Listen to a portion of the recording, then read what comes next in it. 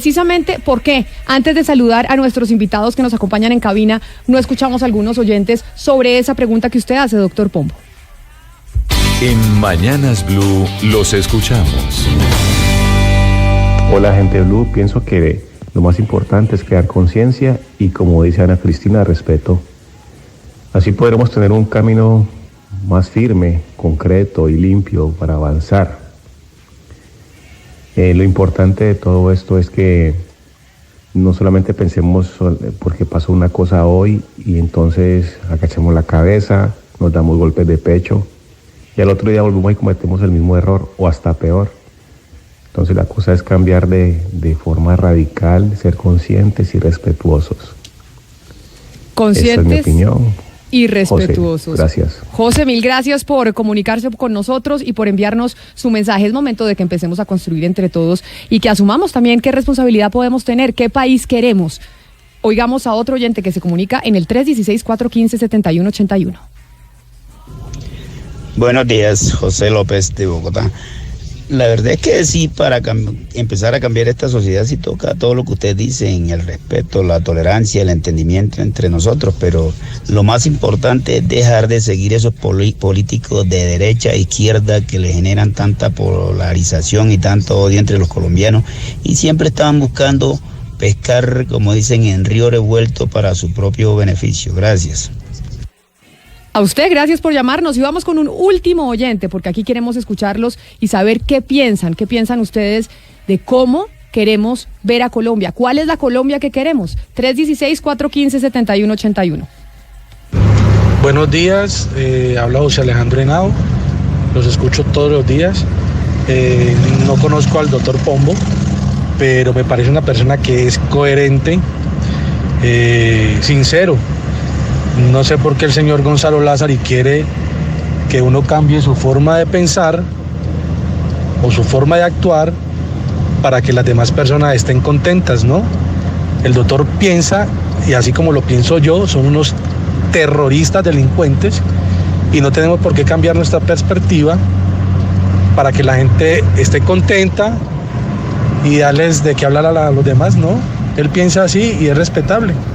Muchas gracias por su opinión y por estar aquí con nosotros. Y precisamente para hablar de la Colombia que queremos, más allá de echarnos culpas, de decir quién es el responsable, quién es culpable, por qué pasó lo que pasó, por qué estamos en lo que estamos, es que queremos hoy hacer un programa con nuestros invitados para que empecemos a pensar ¿cómo hacemos realmente de ahora en adelante, después de lo que pasó ayer, qué es lo que tenemos que hacer como colombianos pues para pasar este escollo? Y por eso nos acompaña aquí en la cabina de Mañanas Blue, cuando Colombia está al aire en Bogotá. Nos acompaña el doctor Frank Pearl, quien es exministro y excomisionado de paz. Doctor Pearl, mil gracias por acompañarnos y ayudarnos a empezar a pensar qué hacemos para salir de esto en vez de estar echándonos culpas los unos a los otros. Camila y Rodrigo, muchas gracias por la invitación. Y es la primera pregunta que yo le hago. No le digo que se vaya a extender porque uno podría hacer un tratado y un ensayo, pero si yo le hiciera la pregunta que Pombo le está haciendo a los oyentes, ¿usted qué respondería? Lo primero es, yo creo que pararnos nosotros, cada uno de nosotros, desde una actitud constructiva. Parte del problema que tenemos que superar en Colombia es la capacidad que tenemos de ver las culpas y las fallas de los otros, pero no mirarnos a nosotros mismos. Y este es un momento donde hay algo que todos queríamos que funcionara, que no funcionó. Esos momentos donde las cosas no salen como queríamos son los momentos para reflexionar, para aprender, para asumir responsabilidades y para construir entre todos.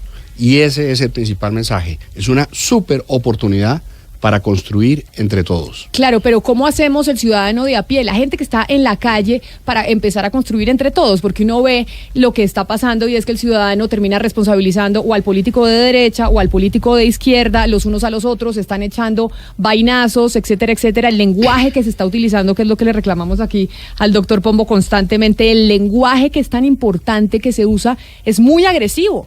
Y al final estamos perdiendo todos los colombianos, no solo unos. Claro. Es que los políticos muchas veces dicen lo que la gente quiere oír. Y yo creo que en Colombia hay dos narrativas políticas, ambas entrampadas. Hay una narrativa que apela al miedo y hay otra narrativa que apela a la rabia. Yo creo que sí, somos un país nuevo, pero somos un país que ha vivido unas cosas brutales y muy crueles. Y es normal, y es legítimo que tengamos miedo y que tengamos rabia. Pero el gran reto que tenemos es entender que cuando uno toma decisiones desde el miedo, se paraliza y no avanza. Y cuando uno toma decisiones desde la rabia, destruye lo que hay. Entonces los ciudadanos tenemos que dejar de oír a todos aquellos que tienen posiciones de liderazgo cuando apelen al miedo y a la rabia. Bueno, y construir nuestro propio discurso en el día a día sin miedo y sin rabia, con respeto, manteniendo nuestras posiciones, siendo firmes, pensando distinto, que es una maravilla, pero sin miedo y sin rabia. Pero esa es una buena recomendación y sin duda alguna un plan de acción. Dejar de seguir a aquellos políticos o no escucharlos cuando están apelando a esos dos sentimientos que son tan fuertes en los seres humanos, que son el miedo y la rabia, y en donde ahí no cabe la razón. Porque una vez se apela a esos dos sentimientos, ya la razón está por fuera, no hay posibilidad de diálogo. Exactamente. Ana Cristina, yo le tengo al doctor Frank Pero aquí en cabina en Bogotá, pero yo sé que usted también tiene un súper invitado para hablar de esto, de la Colombia que queremos, de qué vamos a hacer de ahora en adelante después de lo que conocimos ayer, del traspié que se vivió con el proceso de paz. Usted tiene un invitado en Medellín. Sí, así es, Camila. Tengo en Medellín a un invitado que es una de las voces más respetadas en Antioquia y en Colombia. Él es uno de los líderes de Pro Antioquia, estuvo en las negociaciones de La Habana y fue la cabeza del éxito por más de 20 años. Es el doctor Gonzalo Restrepo. Doctor Gonzalo, buenas tardes y bienvenido a Mañanas Blue. Ana, Camila, Rodrigo, Frank, es un gusto. Quisiera empezar por hacerle la primera pregunta, la pregunta del día, y es, ¿qué hacer en esta coyuntura, doctor Restrepo? No, pues yo creo que la coyuntura es importante y yo no veo a Colombia de una forma tan negativa. Es importante para entendernos dentro de las diferencias. Yo creo que lo que nosotros nos ha faltado y se acentuó mucho después de la votación del sí y el no, es terminar de una vez por todas con esta polarización. Nada en el mundo, ni la empresa, ni los medios, ni los países se mueven en los extremos. Todas las cosas se mueven en el medio. Quiere decir que cada cosa que nosotros hagamos en la vida, pues es una mezcla de bueno y malo, y lo importante es que el promedio sea más bueno que malo. Y si apelamos a ver los extremos, exaltamos los odios y las diferencias, pues no vamos a llegar a ninguna parte. Y tal vez esto sirva como un detonante. Yo personalmente pienso que incluso el proceso pues no se ha acabado, es una fracción muy pequeña. Debemos unirnos y a entendernos bien, a tratarnos con respeto y por supuesto a saber discutir los problemas para llegar a soluciones concertadas. Doctor Restrepo, eso le estamos diciendo a los colombianos, pero ¿qué hacemos con los líderes políticos? Porque muchas veces decimos, oiga, nosotros, listo, nos ponemos la camiseta y estamos haciendo cosas para salir adelante, pero los políticos, aquellos que tienen la posibilidad de movilizar masas, ayer lo que veíamos era una cantidad de reacciones los unos a los otros, culpándose y polarizando aún más el país. Los políticos no son los que mandan, es la ciudadanía, y si nosotros somos capaces de exigir, digamos, mayor paz, y yo no hablo de la guerrilla, sino de paz entre nosotros, de un comportamiento diferente, ellos van a terminar entendiendo. Por ejemplo, yo he felicitado mucho el comportamiento del presidente Duque de eliminar prebendas, etcétera, etcétera, a cambio de puestos y otro tipo de favores, y si bien se pasa por un momento duro, yo creo que al final los políticos, digamos, cercanos en Congreso, etcétera, van a ir entendiendo que es en el mundo de las ideas, de un futuro mejor para Colombia, que nos debemos mover y no de seguir obteniendo favoritismos y permisos, favores especiales para salir adelante. Yo creo que nosotros todos como ciudadanía, así como hablamos en el sí y el no, como nos exaltamos tanto, inclusive estos problemas llegaron a la familia íntima, ahora debemos decir no, queremos un país en el que quepan todos, un país en el que se puede discutir, un país en el que podemos estar encendidos en un debate y después salir juntos a tomarnos una copa de vino, a comer y a hablar como amigos. Hugo Mario, eso que dice el doctor Restrepo es verdad, más de uno en Colombia tuvo la situación de en su casa terminar agarrado y no hablándose con los primos, con los tíos, porque tenían posiciones políticas distintas. Polarización, Camila, y yo entiendo el llamado que muchos están haciendo, porque no es hora de buscar responsables y de culparse unos a otros, pero yo sí quiero aprovechar que el doctor Pearl está en la mesa de Mañanas Blue a esta hora, porque él estuvo en La Habana, él fue negociador, él estuvo sentado frente a frente con Márquez, con Santrich y con los otros que hoy o hace algunas horas anunciaron que regresaban a las armas. Y quiero preguntarle, doctor Pearl, ¿qué falló? De pronto se pensó en el desarme, en la firma del acuerdo, más no en la implementación. ¿Usted cree que falló la implementación de los acuerdos, que no se está cumpliendo y que por eso hoy algunos excombatientes están regresando nuevamente al conflicto? Estos procesos son supremamente complejos y yo creo que si todos nosotros o uno hace un análisis objetivo de cada una de las fases del proceso, en todas las fases hubo fallas. Si usted mira el acuerdo y mira el papel nuestro como negociadores, nosotros tuvimos fallas y cometimos errores. Y uno puede leer el acuerdo y en cada página encontrar algo que mejorar. Aún así, es un acuerdo suficientemente bueno para que traiga beneficios para todos los colombianos. Si uno mira el tema de la implementación, la planeación y la ejecución, hubo fallas en el gobierno anterior y ha habido fallas en este. Si uno mira las instituciones, como la Fiscalía y la JEP, ha habido fallas en las instituciones. Si uno mira la conducta de las FARC, también ha habido fallas en la conducta de las FARC y en la conducta nuestra como ciudadanos. Entonces yo creo que hay que hacer un análisis serio y respetuoso, no para sacrificar a nadie, porque yo creo que aquí los colombianos hemos expresado nuestras posiciones y hemos puesto nuestro talento al servicio de lo que creemos de buena fe, sino para aprender qué es lo que hay que corregir. Porque si hay un mensaje claro es que Iván Márquez y su banda de criminales son una amenaza clara para el resto de colombianos que estamos unidos en una sola cosa. Queremos una Colombia sin violencia. Entonces, pero, sí se puede hacer un recuento. Doctor Framper, ahí lo voy a interrumpir porque eso que usted dice, Iván Márquez y su banda de criminales, terroristas, etcétera, etcétera, ha sido, digamos, como han calificado todas las voces, de lado y lado. Ahí sí no hay polarización frente a lo que pasó ayer y lo que se conoció del video de Iván Márquez. Y yo les preguntaba a mis compañeros de la mesa de trabajo ayer aquí, les decía, oiga, sí, están bien los calificativos, nadie va a decir que el señor Iván Márquez no es un bandido, que se volvió a las montañas de Colombia a delinquir, pero no escucha a nadie haciendo una reflexión sobre lo que decía. Es decir, ni siquiera escuchamos qué decía su video, qué decía su mensaje. No hay ni siquiera algún tipo de autocrítica frente a lo dicho por Iván Márquez en ese video. Sí, allá voy. Entonces yo sí creo que esta es una oportunidad que tenemos todos los que no pertenecemos a ese grupo que queremos una Colombia sin violencia. Empezando por el gobierno nacional, quienes no votamos por el presidente Duque y quienes votaron por él, quienes votaron por el no y quienes votamos por el sí, indistintamente queremos un país sin violencia. Y esta es una gran oportunidad de unirnos para trabajar juntos, no solamente para implementar bien el acuerdo de paz con las FARC, que es una porción mínima de la agenda nacional, sino para resolver los problemas de fondo y lograr varios objetivos. En primer lugar, que el grupo que creó Iván Márquez no prospere, pero que en Colombia nunca se vuelvan a dar las condiciones para que jóvenes, miles de jóvenes quieran estar en los grupos ilegales y para que otros ciudadanos puedan escuchar esas voces y estos mensajes. Entonces, voy a ponerlo con un ejemplo. Las FARC, antes el ELN, este nuevo grupo, son unos síntomas. La enfermedad está al otro lado, son la fiebre, la infección está en otra parte. ¿Cuál es la infección? Tenemos una sociedad profundamente inequitativa. Tenemos una sociedad donde hay un sistema político que hay que revisar, porque la representatividad no funciona. En fin, tenemos muchas cosas en una nación nueva en las cuales tenemos que avanzar, porque si no, la violencia va a seguir prosperando. Y esa es agenda la que debe unirnos y la que puede unirnos ahora.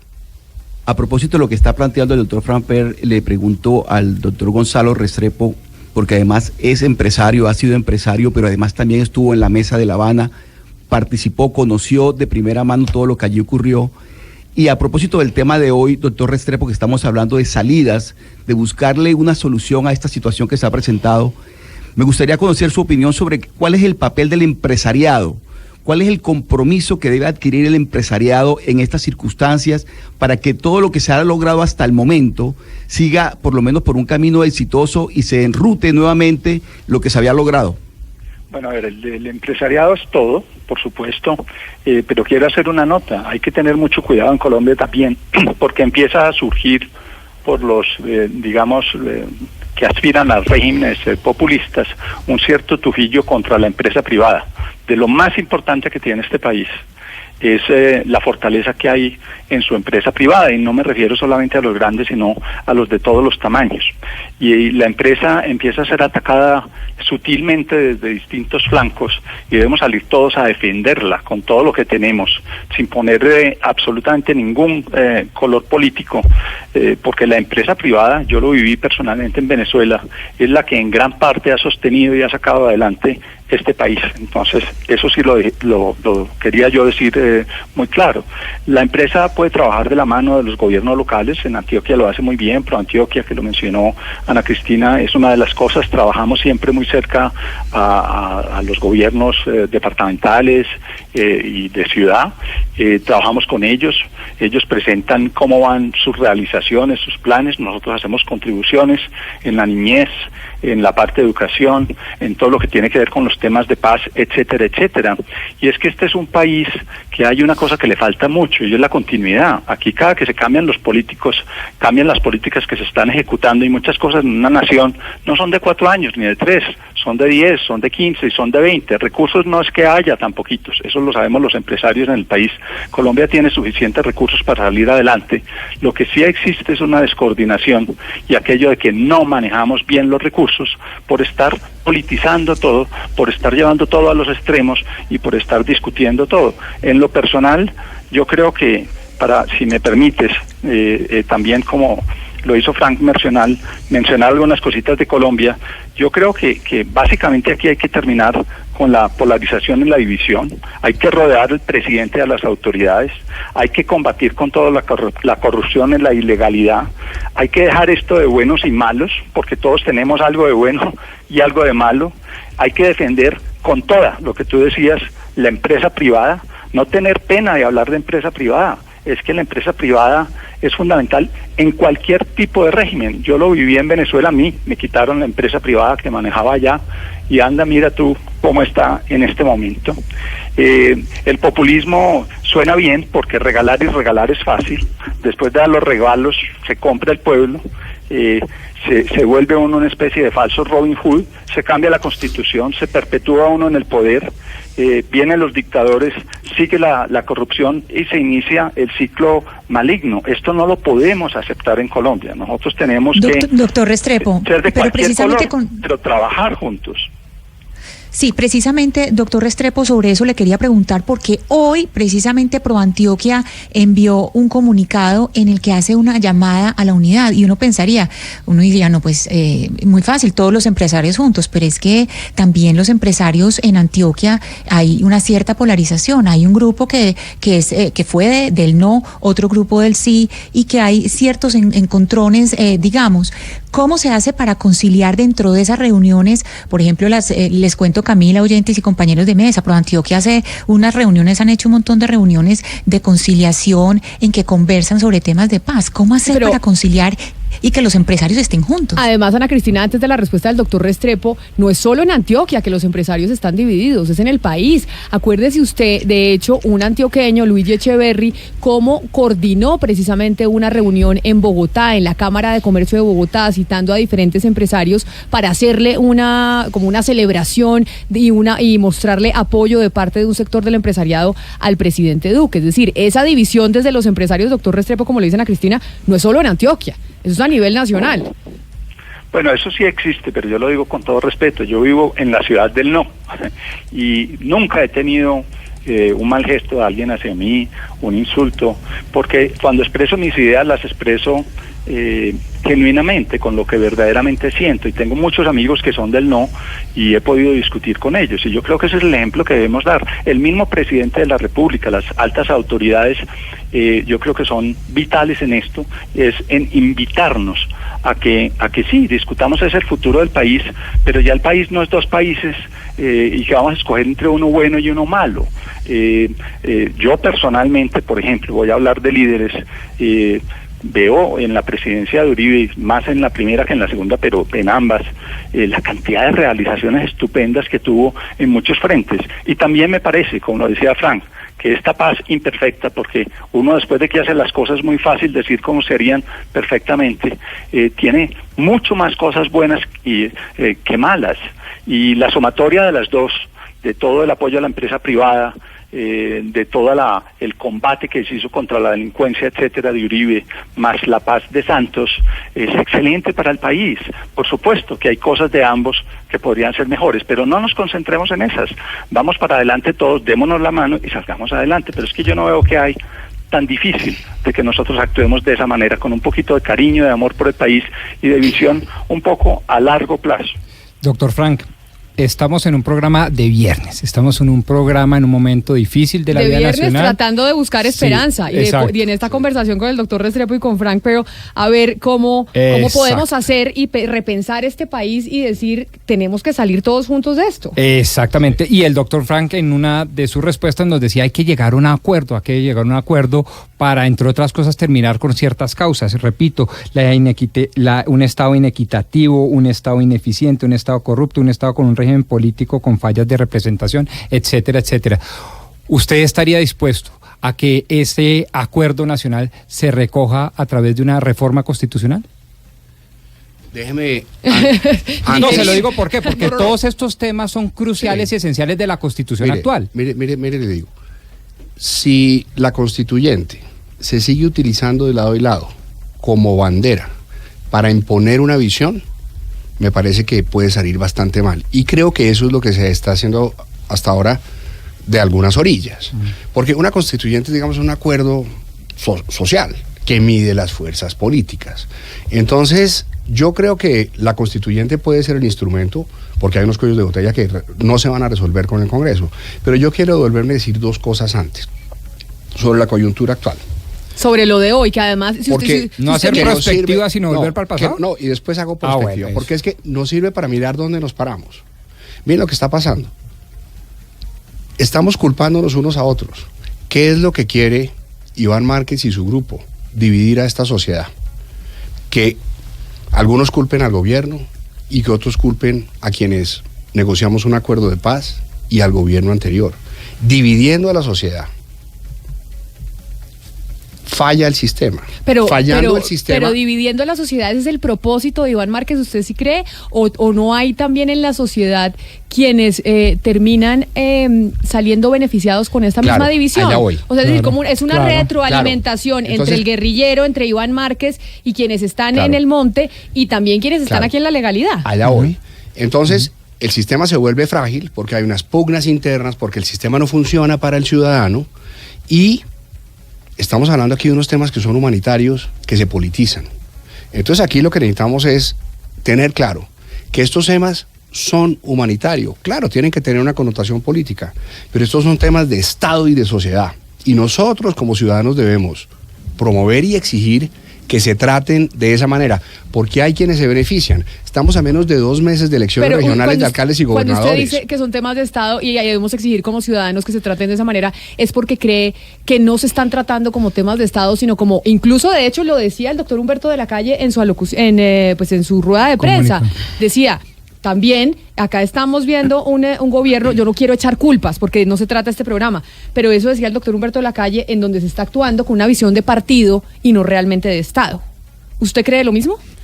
Yo no voy a criticar a este gobierno, y menos en esta coyuntura, y tampoco critico al gobierno anterior, y tampoco acepto, digamos, críticas destructivas sobre lo que nosotros hicimos, aunque hubo fallas y hay fallas en todas las instancias, porque creo que eso no lleva a nada nuevo. Yo creo que aquí lo que hay que mirar es una invitación. Este es el momento, por ejemplo, para llamar a todos los partidos políticos y hacer un gran acuerdo nacional, no solamente para resolver estos temas de implementación de la paz, que son pequeños en comparación a los retos que tiene el país, sino para poner el país a mirar hacia adelante. Exacto. Para hacer lo que uno hace los viernes y los fines de semana, que es tomar aire fresco, dejar lo duro que ha sido la semana y mirar hacia un futuro que puede ser mucho más prometedor. ¿Cómo se haría eso? Exacto, es que hablemos del cómo. ¿Cómo se haría eso? Eso tiene que estar liderado por el gobierno nacional. Y el gobierno nacional tiene que invitar a todas las fuerzas políticas y algunas fuerzas cívicas. ¿Y eso cómo se lleva a la práctica?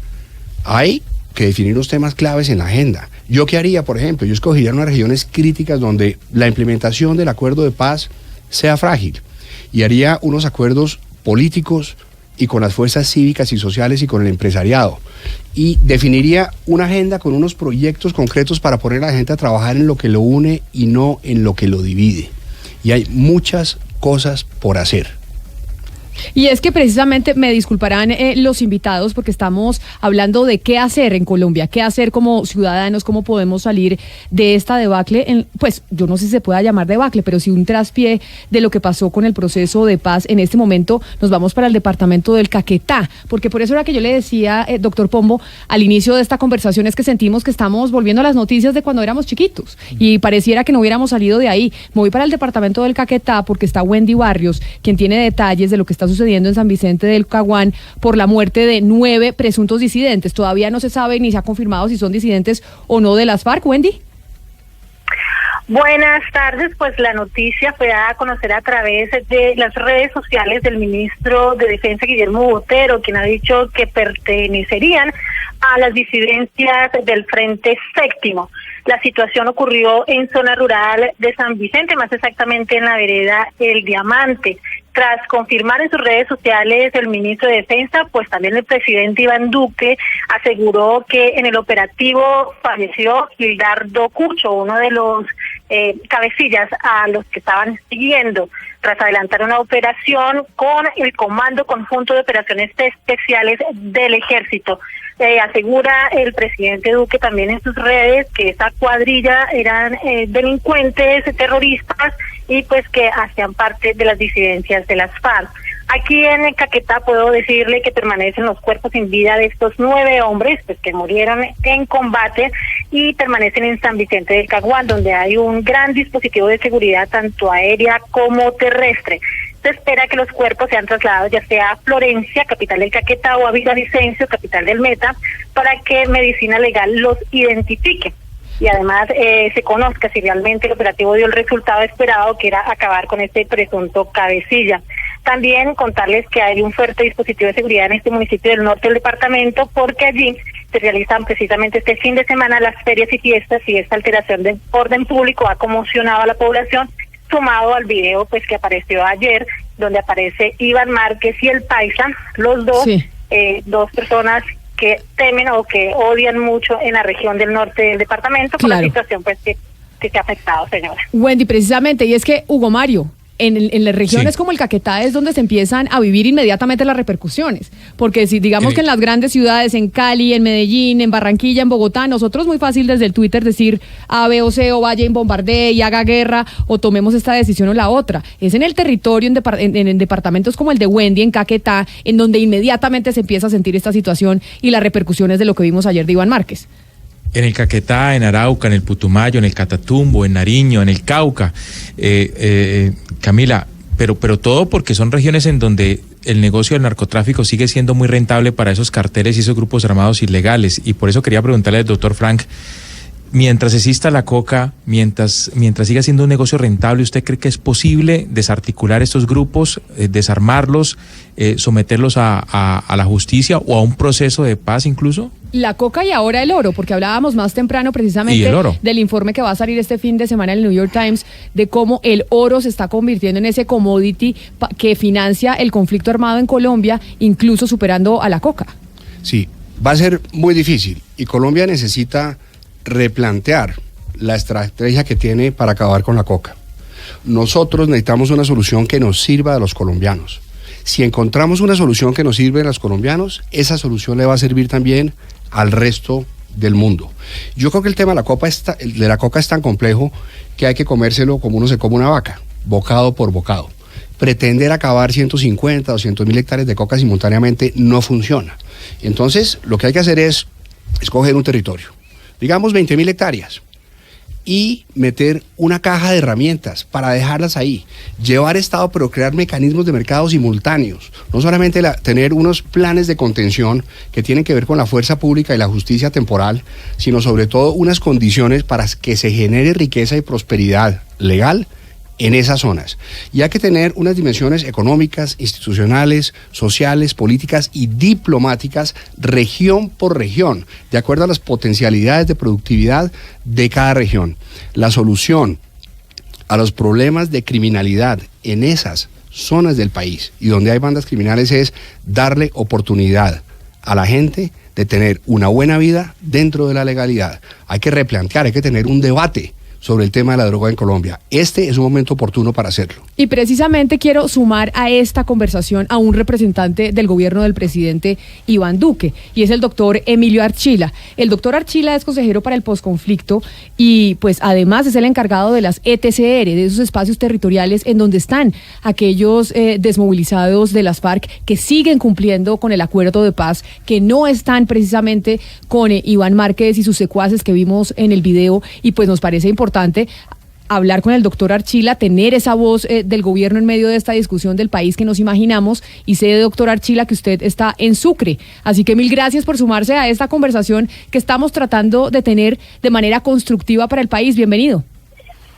Muchas gracias a usted, muchas gracias por permitirme compartir los avances que en todos los frentes de la implementación de los acuerdos y de la política de paz con legalidad hemos obtenido en este año. Doctor Archila, pero le tengo que preguntar, de lo que ha sabido usted de la comunicación con los ETCR, ¿cómo están los desmovilizados, los que están allá? ¿Cuál es su sensación? ¿Qué es lo que sienten al ver el video de Iván Márquez? Porque nosotros hemos podido hablar fuera de micrófonos con algunos, y la situación de temor e incertidumbre no es menor. Por eso usted, que es la voz oficial, pues se lo tengo que preguntar.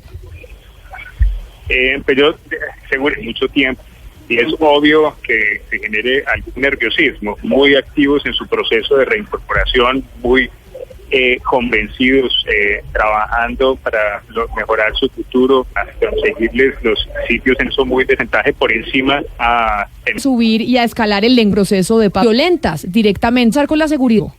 Tomamos muy en serio 100 hombres y mujeres protegiendo la seguridad de ellos. En cada uno de esos tenemos un batallón completo de la policía cuidando la seguridad de los alrededores. Tenemos, recuerde, Camila, hace como unos tal vez mes y medio, el presidente me instruyó que coordinara con todas las entidades del Estado, no solamente el gobierno, sino todas las del Estado, para fortalecer la seguridad de los otros alrededor de 8.000 que están en todas partes del país. En ese trabajo está la agencia de inteligencia, está el cuerpo élite de la policía, está la Defensoría del Pueblo, está la Fiscalía, está la Armada, están todas las entidades que tienen responsabilidad sobre seguridad. Adoptamos más de 22 medidas adicionales para poder fortalecer esa protección. Y de cara a las elecciones, lo mismo que para todos los partidos políticos, pero obviamente en el caso de las FARC, con especiales razones que usted mencionaba, ya tenemos diseñado cómo se van a proteger a todos los candidatos que van a participar en esas elecciones locales. Sí, precisamente a propósito de lo que está hablando el doctor Archila, pues es que las ETCR quedan en la región, estamos hablando de la región, estamos hablando fuera de Bogotá, y precisamente quería preguntarle al doctor Restrepo por la influencia del centralismo. Si estamos hablando del proceso de paz, ¿qué tan complicado es estar en las regiones tratando de construir paz, mientras que, digamos, el doctor Archila, personas como el doctor Archila están en las regiones, pero también está esa tensión entre el centro y la periferia? Doctor Restrepo. Creo que perdimos al doctor Restrepo, Ana Cristina, sí, frente a lo que estaba diciendo. Parece que lo perdimos. Sí, pero entonces, Camila, yo le quisiera trasladar esa pregunta al doctor Archila, porque es que de la región nos preguntamos. Por ejemplo, tenemos en los departamentos donde tenemos diversas zonas de estos espacios territoriales, pues uno dice qué tan difícil es esa conexión territorio-centro cuando hablamos de un país que en algunas políticas es tan centralista. ¿Doctor Archila? No, bueno. Sí, señora. Lo escuchamos, lo escuchamos. No alcancé a oír la pregunta, qué pena con ustedes, que aquí no está tan buena la comunicación. No, ya me imagino que no es fácil, Ana Cristina. Sí, doctora Archila, le estaba preguntando por la relación centro-región. Usted que viaja en los territorios, que ha estado en los espacios territoriales que son lejos de la capital, ¿qué tan difícil es esa tensión de trabajar construyendo paz, teniendo en cuenta esa relación centro-región que es tan complicada? Bueno, todas las zonas que se escogieron como los espacios territoriales son zonas que quedan en sitios, como usted lo estaba describiendo, lejanos, apartados.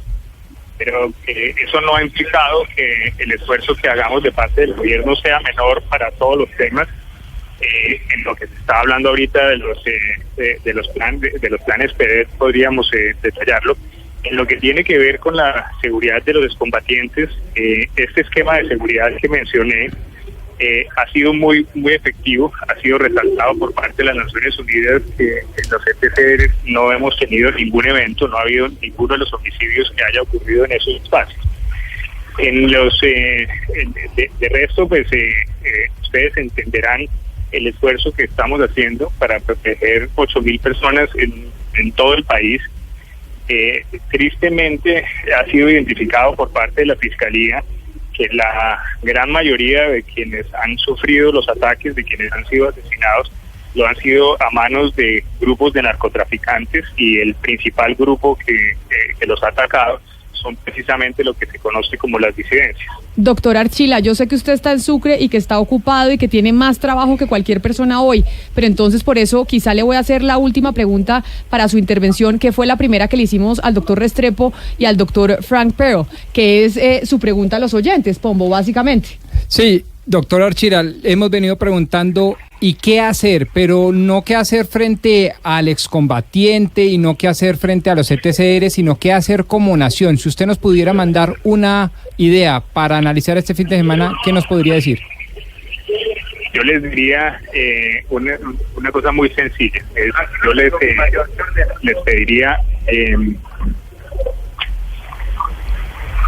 Les pediría que lean la política de paz con legalidad, les pediría que miren los resultados que hemos estado produciendo, que son influyentes respecto de lo muy fuerte que es la convicción del presidente para esta implementación. Pues entonces haremos la tarea juiciosa. O sea, el doctor Archila, y la hemos hecho, acá la tenemos, doctor Archila. Y el doctor Archila nos hace respuesta de gobierno. Sí. Esa es una respuesta básicamente de gobierno. Doctor Archila, mil gracias por habernos atendido. Yo sé que usted está complicado y las comunicaciones no son las mejores. Feliz tarde para usted. No, señora, mil gracias a usted. Oiga, doctor Frank, volvamos sobre el tema. Usted dice que el gobierno nacional debería liderar este gran acuerdo político con todos los partidos políticos. Yo le hago de contrapunteo. ¿No será mejor que la sociedad civil se organice bien, sindicatos, empresarios, academia, y le llevemos más bien a los políticos una cosa muy bien armadita para que estos lideren un caso exclusivamente político? Porque si lo dejamos, digo yo, en manos de los políticos, se nos politiza y no llegamos a ningún Pereira. Claro, lo que se requiere va mucho más allá de un acuerdo político, es un acuerdo de sociedad. Exacto. Y puede funcionar mejor que la sociedad civil se organice y vaya construyendo un acuerdo.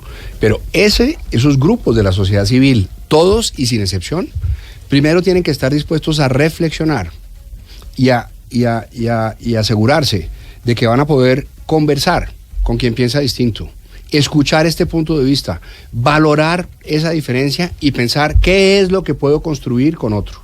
Si hay un ejercicio que uno pudiera hacer el fin de semana como persona, en su casa o en su trabajo la semana entrante, es busque a alguien que piense diametralmente distinto a usted.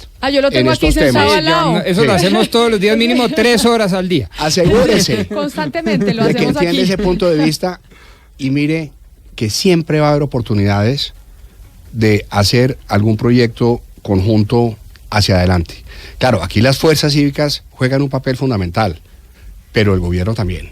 Entonces, esto es una responsabilidad de todos. Yo creo, este gobierno nunca había tenido una oportunidad mejor de poner el país a mirar hacia adelante y de construir consensos. Y nosotros los ciudadanos tampoco habíamos tenido en los últimos meses una oportunidad mejor de sentar nuestra voz y decirle claramente a la clase política lo que es aceptable y lo que no. Pero mire, doctor Frank, pero ya que usted habla de la ciudadanía, para ir terminando, pues démosle paso a los ciudadanos, a los oyentes, que quieren responder esa pregunta y sumarse a esta discusión ahí en el 316-415-7181. En Mañanas Blue los escuchamos. Pues la Colombia que queremos. Deberíamos fomentar los valores familiares y dejar tanto rencor, tanto odio entre colores, entre partidos, entre todo esto. Generar es unidad y sobre todo fortalecer la familia. La familia es lo más importante y los principios familiares forman este gran país. A usted muchas gracias por comunicarse con nosotros. Vamos con otro oyente y después vamos a preguntarle al doctor Restrepo cuál sería esa conclusión y ese mensaje con el que queremos irnos hoy aquí de Mañanas Blue para mirar este fin de semana cómo reflexionamos y cómo podemos ayudarle a Colombia a salir de este escollo. Muy buenos días, Mañanas Blue. Les habla James Serrano.